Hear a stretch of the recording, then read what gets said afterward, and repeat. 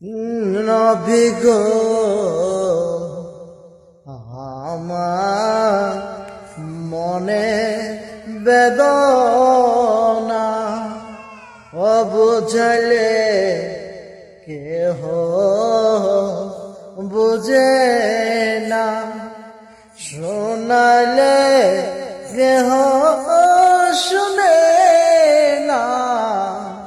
শোনাব শাহে মদিনা, ইয়া নবী সালাম আলাইকা, ইয়া রাসূল সালাম আলাইকা, ইয়া হাবিব সালাম আলাইকা, সালাওয়াতুল্লাহ